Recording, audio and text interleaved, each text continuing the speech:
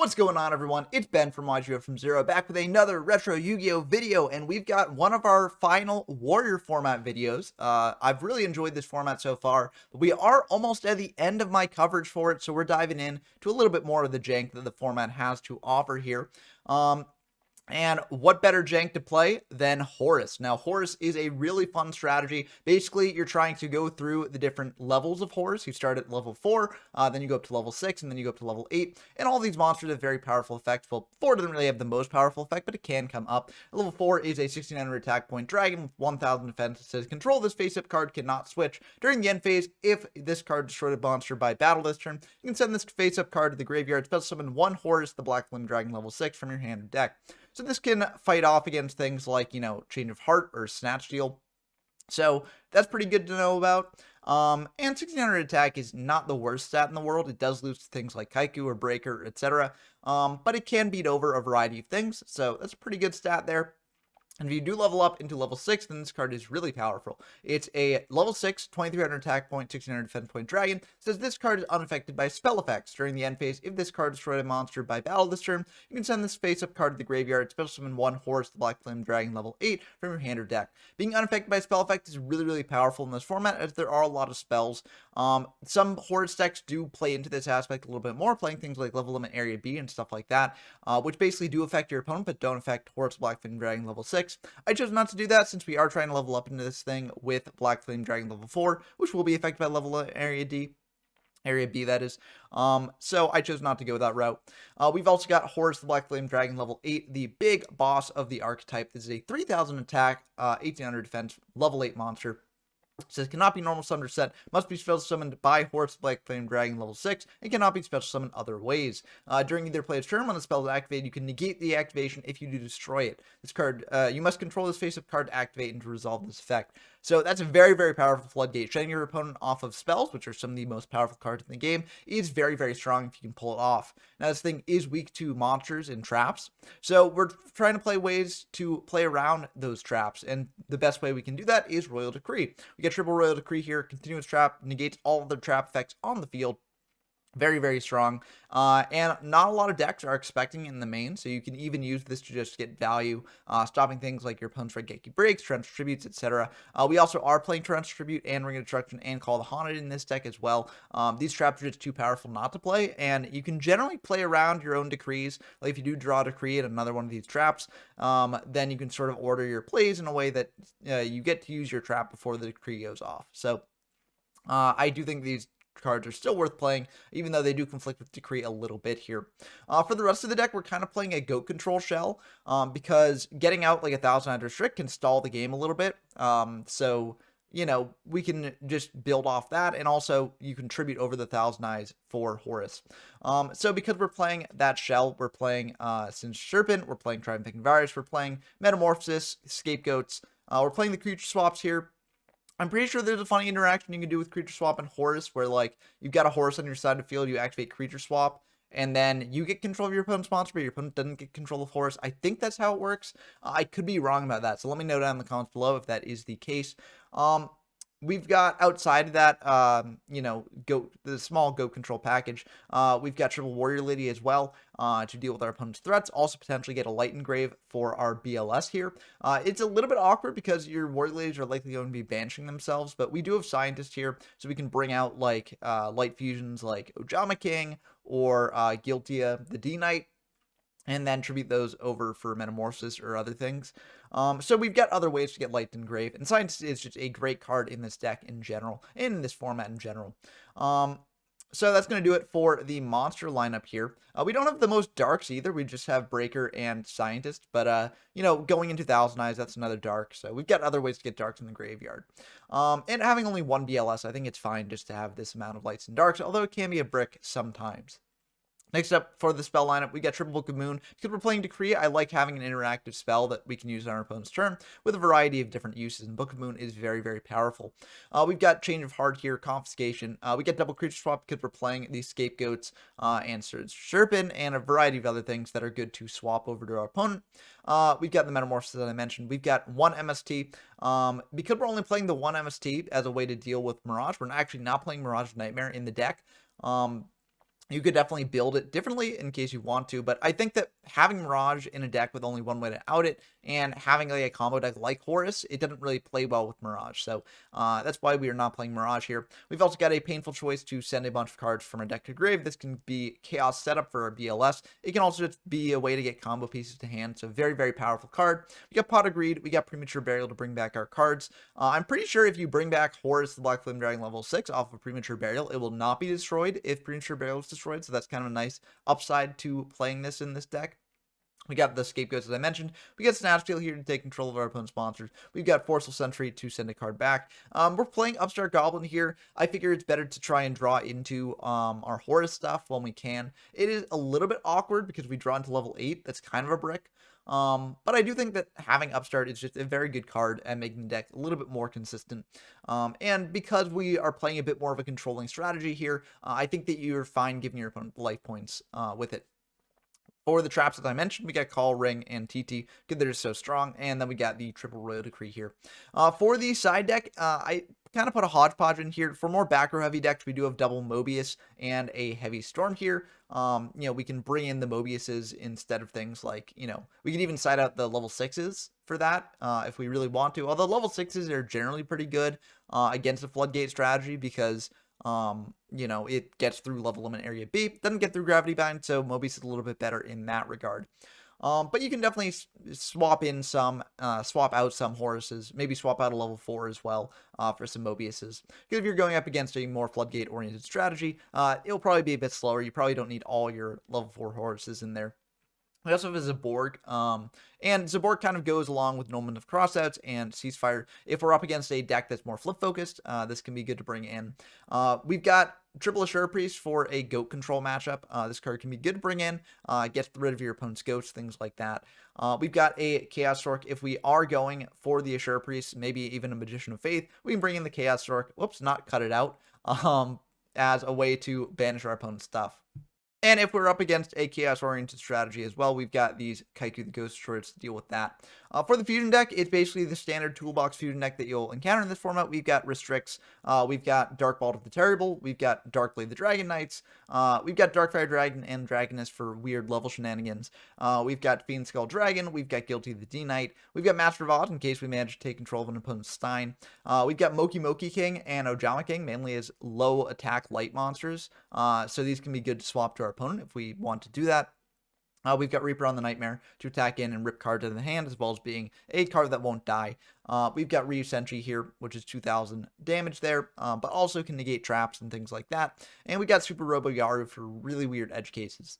But, the format does have an unlimited fusion deck, so realistically you can play as many copies of these as you want. And you can even play fusion monsters that are out in the format that aren't in this fusion deck, as long as you just try and proxy them in. But that's going to do it for the deck breakdown. Let's dive into some games and see how this deck does.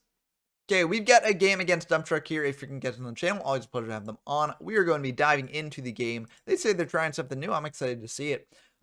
We do lose rock, paper, scissors, so that's a bit unfortunate. So we're going to go into game 1, going second. And this is a really good opening hand. Hopefully they don't draw a hand ripped for a bit apart. It looks like they're just going to set one pass. We feel perfectly fine with that. We're going to go for Pot of Greed here, draw 2. Those are some pretty good ones as well. We're going to bring up Breaker. Choosing not to upstart now because I don't necessarily want to give them more life points here. We're just going to attack in for 19. They Magic Cylinder us, so that's really unfortunate. Might mean that they're on a burn deck, in which case I feel like we've got a pretty good matchup here because we are main decking the Decrees. But it's rough because we don't get to use the counter on Breaker. So what I'm going to do is I'm just going to pass back to our opponent. We could potentially set Book of Moon in case they've got, Change of Heart or Snatch Steal or something like that. But if they've got Snatch Steal, I'm fine with them taking the Breaker with, no cards on our side of the field. And then we gain 1,000 life points every turn. So I feel okay about that. Again, I don't really want to go for Upstart here. There's nothing really I want to draw into right now. So I'm just going to keep the Upstart in hand. And they go for Forceful. So I'm glad I kept the Upstart in hand because now we can get basically a new unknown card. So they know almost all of our hand, but Upstart will essentially represent another unknown for them. So feel good about that. And they're just going to pass back to us. We draw Serpent. We're going to go for Upstart here, draw into a Metamorphosis. That's pretty good. We're just going to beat in for 1,900. It worked the first turn. Let's try and do it some more. They go for Snatch Steal here, taking control of our breaker, attacking in for 1900. And this is exactly why we didn't commit any back row there. They're going to set another pass back to us. We draw Scapegoat, so that's really good. We do gain 1,000 off of this Snatch. And with Scapegoat, I feel pretty confident here, because what they'll probably do is break the goat. We get a bunch of goat tokens. They can't clear that easily. And then, you know, we got a couple turns. So they go for the breaker. We get out our goats here. And they'll just have to crash into some of those.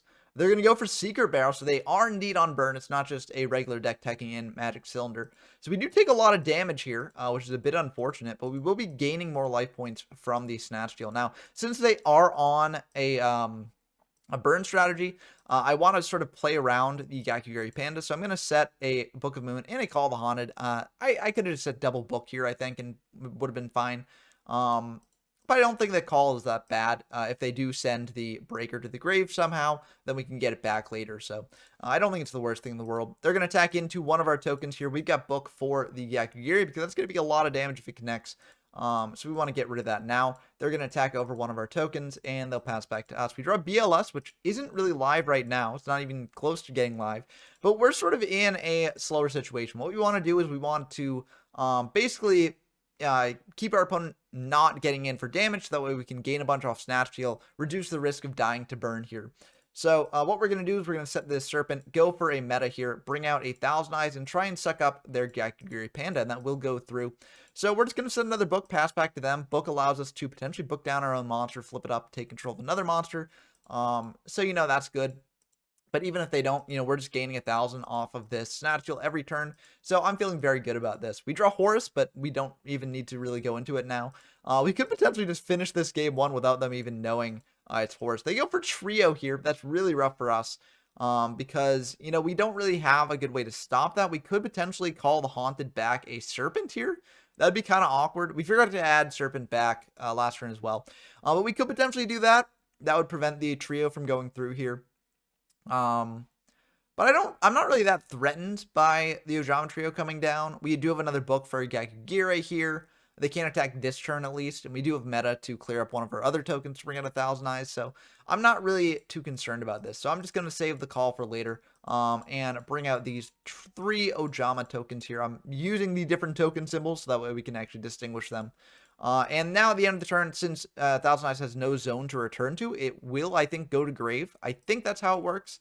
But yeah, if it's not, then let us know. But if my opponent kept the 1,000 Eyes, I think we'd still be in a pretty good spot. So we're just going to set the Ring of Destruction here, pass back to our opponent. I'm still in a good spot. If they bring out Gakugiri, we do have Heavy Storm for that. Or not Heavy Storm, Book of Moon for that. If they do book Heavy Storm, that's going to be kind of awkward because then we lose our breaker. But we can ring one of our tokens here to make it a little bit less bad for us. So they're going to go for pre-mat, target the Panda, and that Panda will be able to get in for a fair amount of damage, or would if we didn't have this book. So we'll book down that Panda. They go for Justice here, and that's fine. We'll take the 25. We could have potentially ringed one of our own tokens and then stopped that 2,500 damage from going through, but I felt like that was a waste of a ring. So they're going to attack in over one of the tokens, set another pass back to us, and we will add back that Serpent in the standby. They're going to give us another 1,000 off the Snatch Steal. Don't mind if we do. And we're in kind of an interesting spot here. So we do have Painful, which does give us BLS setup, so we could go for that. We also do have Ring to clear up one of our other zones. We have pre-mat as well to bring back a monster from grave. So we have a couple different options for what we want to do here. We could just go aggressive right now. However, I feel like we can potentially set up a game shot later. You know, we do have Decree in the deck. We can make it so that we set Decree, and then we basically have a turn where we're insulated from whatever our opponent can do, and then we can go for the big things like BLS, etc. So what I'm going to do here instead is I'm going to start with the Painful, send a bunch off Painful. I think this is an awkward Painful. I send the Forceful to Comfy, a Horus Black Flame Dragon level 6, a Horus Black Flame Dragon level 6, and a creature swap. I should have sent a DD Warrior Lady here. I wasn't thinking of the Chaos setup. I was just thinking of cards that I wanted to get out of the deck. I sent the Horus Black Flame Dragon level 6s because I do have multiple ways to bring them back. So I felt fine just getting them engraved, so that way if I do want to go for the level 8, we can do that at a later point. But this was a really bad painful send. I should have just sent a bunch of DD Warrior Ladies here to have that light and dark setup. But as is, they give us a copy that's pretty decent. We can get a card out of their hand. We're going to go for the Serpent play with the meta, bring out another Thousand Eyes. And we're going to suck up the Yakugiri in case they do manage to clear the Thousand Eyes somehow. We don't want them having the Yakugiri Panda on field to attack into our board. So we are going to go for a copy here, see what they're working with. They've got a Gravity Bind and a level limit. Of those, I actually want to get rid of the level limit instead. That seems kind of weird, given that, we are playing Horuses. But the reason I want to do that is because we're on decrees as well. And I want to sort of make a big push with decree. So I'm going to give them the Gravity Bind. So that way, when our decree is drawn, we'll be able to shut off that Gravity Bind. So I'm going to gain 1,000 here. I'm going to add back the Serpent. Because we have Ring, we also have a way to shut off our own Thousand Eyes at a moment's notice and go for big damage. So I feel really good about this. We add back the Serpent. They can't switch the Breaker to defense because of the Thousand Eyes, but it doesn't really matter here that much. We add back the Horus Black Flame Dragon level 4. They're going to give us another 1,000 off the Snatch Steal. And we're just going to play the waiting game for a bit. They're going to commit more to the board because there are no board wipes here. And we do have 7 cards here, so we do have to discard for hand size. And so we're going to pitch a Warrior Lady that we drew, get that light and dark setup in grave. We've got Scapegoat here as well. We don't need the Scapegoat right now, but we might as well pitch the Serpent because that comes back anyways. They're going to pass back to us. We gain another 1,000. We're just trying to draw into that decree, but, as a plus side, we are just gaining a bunch of life points off the Snatch Deal. So that's very nice. We draw MST here. We don't really need that right now, but we are just going to MST our own Panda, and we're just going to suck up another card here. So we're going to suck up the first flip that they had. It looks like it is a Stealth Bird, so we know that they're on Stealth Bird as well. We're getting a bunch of information about their deck for games 2 and 3. So that's nice as well. We draw Tribe, which is really good. If we do clear up a zone, like popping our 1,000 out of Strict, then we can bring out Tribe, pop all of our tokens here. So that's kind of nice. They go for Secret Barrel here, and we will take 3,000 damage, but we also will gain 1,000 life points off the Snatch Steal. So I'm feeling very fine about this. We're going to pitch a Scapegoat because we've got a full board already. We don't need more. They're going to set one, pass back to us. We draw Decree finally. They go for Ring of Destruction in the draw phase, popping the Breakers, so that way we don't gain 1,000, and we'll each take 1,600. That is perfectly fine by us. We've got this Decree here. So we can set that decree, pass back to our opponent, and next turn we can potentially set up for the lethal push.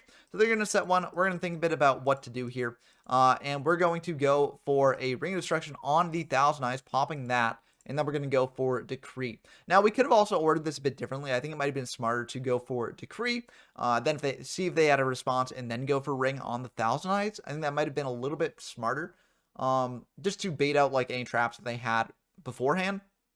But as is, they're going to go for the desserts now. We'll take 2,000. And we have a very, very good setup for a potential lethal line this turn. So we add back this Serpent here because we are going to make a push now. We're going to go for Tribe, popping the entire board of beasts. We will take 900 from those tokens getting popped, but I feel like we're in a good spot. We're going to go for Change of Heart, targeting the new set. Or I think that's the second new. I think that might have been the older of the two sets here. But I was like, okay, if it's not like exactly Sinister Serpent, I think we should be able to win the game this turn. Unfortunately, it is exactly Sinister Serpent, so that's kind of rough for us. But either way, I think we're in a really good spot if we just go for the BLS now. And then we can banish their set just in case some like, Cyberjar, Fiberjar, etc. We go for a pre-mat as well, bringing back the Horus Black Flame Dragon level 6. And so now, even if they've got level limit area B, we can sort of get through that. And we're going to attack in for a ton of damage here, driving them down to 500 life points. I feel like there isn't really much that can stop us here. We're going to pop the Serpent just in case they do have something to tribute over that with.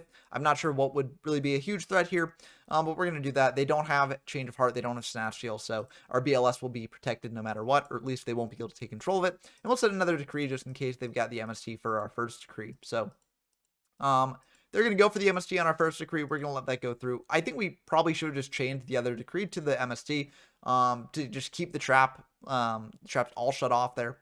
But I think it's also fine just doing it in end phase. So, or just doing it when they go for a trap here. So we're going to go for BLS, banishing that set. We're going to attack in with the level 6, we go for Decree here, and that will just be the end of the game. So very, very intense game 1, long, grindy game.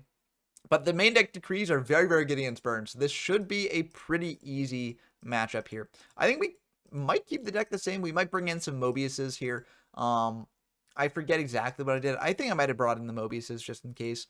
But this is a really good opening hand.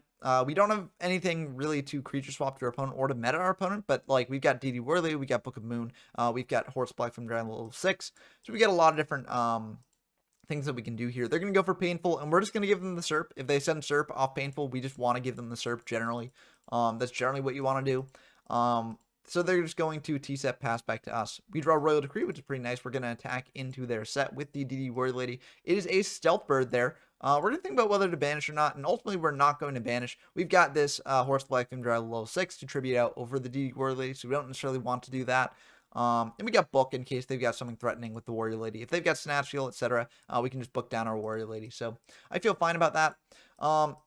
So they're going to flip down the Stealth Bird and then flip it back up, dealing us 1,000. Then they're going to go for Swords here.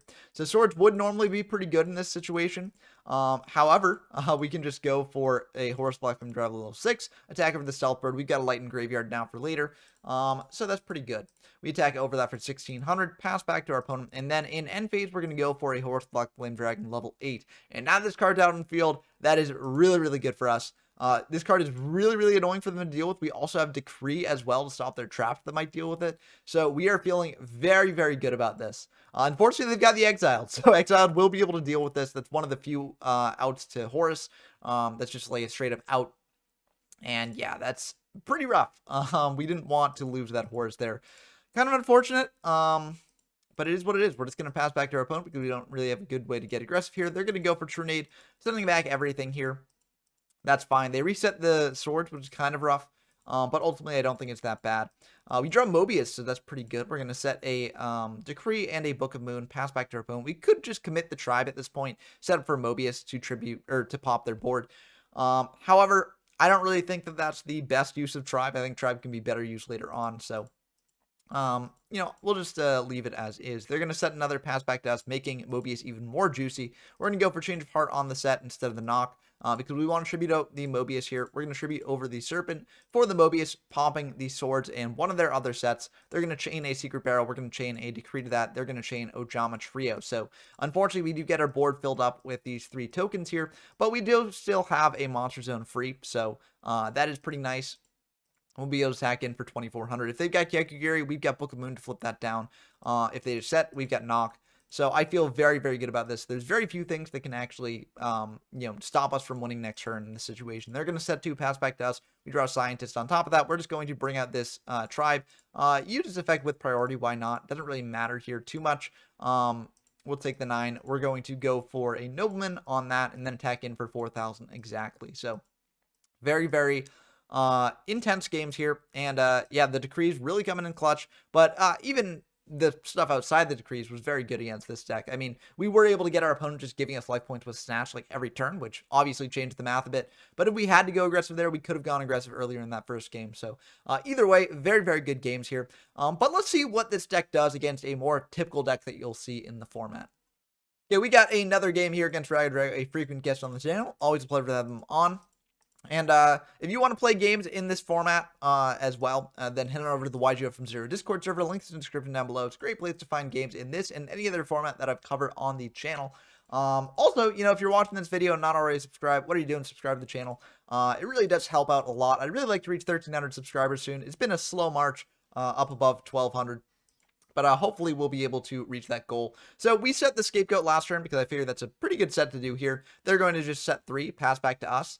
They're setting a bunch. They're gonna go for Mirage as well, and that's gonna be pretty rough for us. They will draw 3 cards here, but I feel like we're in a pretty good spot overall. We're just gonna set this Royal Decree, pass back to them, because I want to sort of insulate the Horus push that I want to do on the following turn. And also if they do go for like Raigeki Break on the Mirage Nightmare, we've got Royal Decree for that, so that could really end up punishing them. So I feel pretty good about this setup here. Our opponent is going to have us pick 2 for us to keep, or for them to keep off the Mirage, and then they're going to go for Fiber Jar here. So that will reshuffle everything into the deck. Kind of rough here.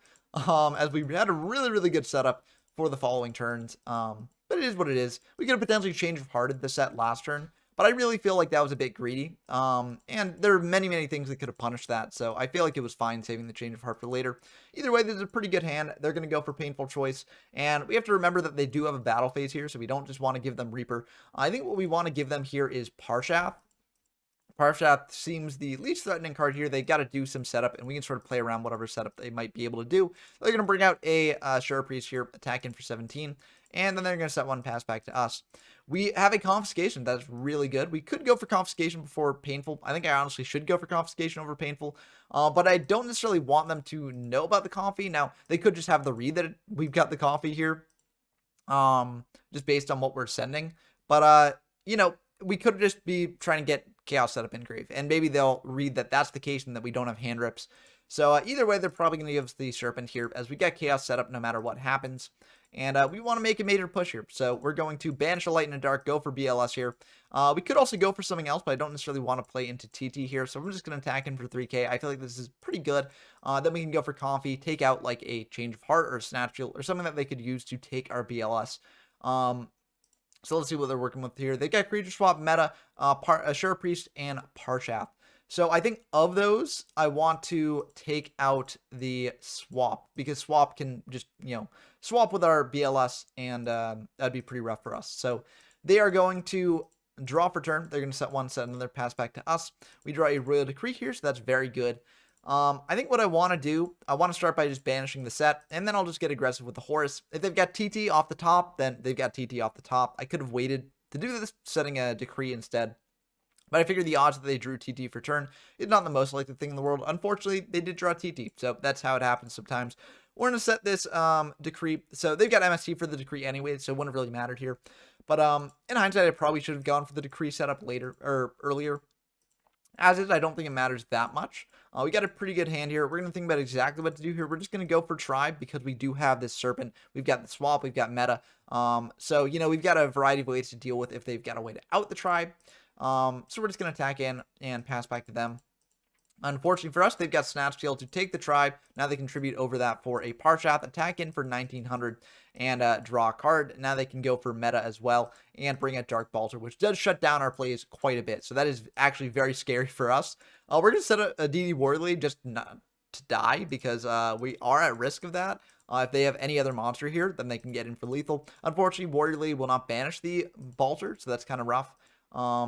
But as is, Snatch Shield is going to be a very good pickup here. We can snatch the Balter, attack over their set.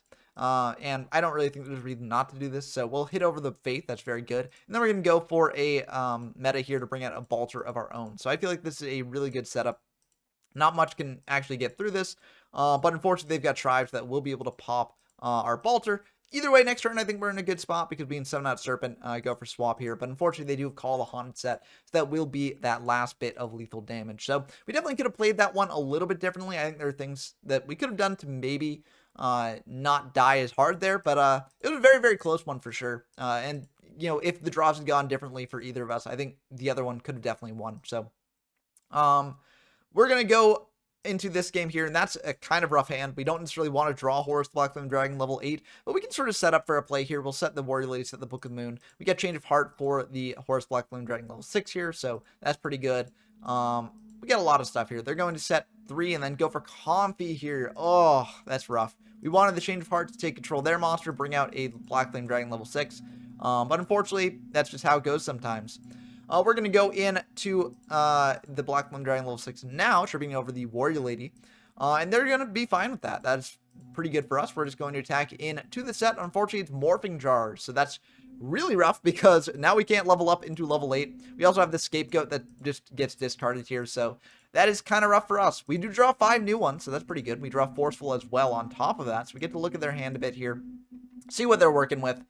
And we see that they've got a pretty bricky hand here, honestly. I'm not too threatened by any of this. I think, honestly, I want to send back the Scapegoat because that would wall us off for the longest. So I'd send back the Goat. They've got a Dust Tornado, a Knock, a Parshath, and a Demok. We're going to go for Pot of Greed here. I mean, you should have gone for Pot of Greed first before Forceful. I think these are just old habits from formats where Imperial Order is legal. But yeah, just having more information about what we've got would have been better to know what to send back for them. But we're just going to set a decree and set a call, pass back to them.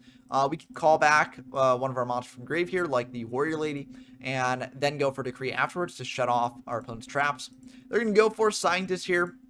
And we could potentially book this down, but I don't really see a reason to book it down, because even if they take control of our Horus Blackflame Dragon level 6, we can potentially, get that back from grave. They're going to go for meta here on the Scientist, bringing out a 1,000 Eyes Restrict, and they're going to try and use this effect, but we've got the book for that, so we'll be able to set that down. And we feel pretty good about this. The Sentry goes back to the extra deck. We can go for call on the Warrior Lady here in end phase, and then we can go for decree here to shut off our opponent's traps. We draw a Horus Blackflame Dragon level 4, so we can actually level this thing up by hitting over the 1,000 Eyes there, attacking in for 3,800 damage here. And yeah, we're feeling pretty good about this. We do get back, or we do get into that level 6 there, and we can pass back to our opponent. We didn't get back the Serpent. I should have done that. I always forget to do that. But Serpent's going to be very good with these metas in hand here, especially because they do have a Light and Dark Engrave, so one of the ways they can potentially out the board a little bit is by going for a Chaos Monster here, but they don't have that, so they're just going to pass back to us. So rough stuff for them for sure, but I think that shows how good the deck can be. If you've got the Horuses on field, they can be really annoying to deal with. Also, the decrees can be very powerful as well. For this game, I actually side out of some of the decrees because Goat Control doesn't really play too many traps, and seeing that we're on decrees, they might side out of some of their traps. So I side out of 2 decrees for some Mobiuses, I believe. Or maybe not Mobiuses. Maybe I just bring in the Nox over the decrees. But I had the Nox in last game as well, so I forget exactly how I side. I need to make sure to remember how to to record the side decking in the future. But they're going to go for Dust Shoot here, take control of our tribe, send it back to the deck. And we're just going to set 3 to play around future Dust Shoots. It's unlikely that they're going to heavy here. They could have done a pro set heavy on the background. That's unfortunate. But we've got this Scapegoat here at least to sort of wall up a bit if they do have the heavy there. But, it is what it is. They're going to set 1 pass back to us. We draw a Change of Hearts, so we could just go for that. But we're just going to go for the Knock instead. We know that they know about our Change of Hearts, so I figure Knock is the safer bet to go for now. We're not playing Faith in the deck, so we don't have anything to banish, but they will banish another Faith here. They're going to go for a Breaker. We're just going to TT that down. Just so that way they don't pop something that we don't necessarily want them to.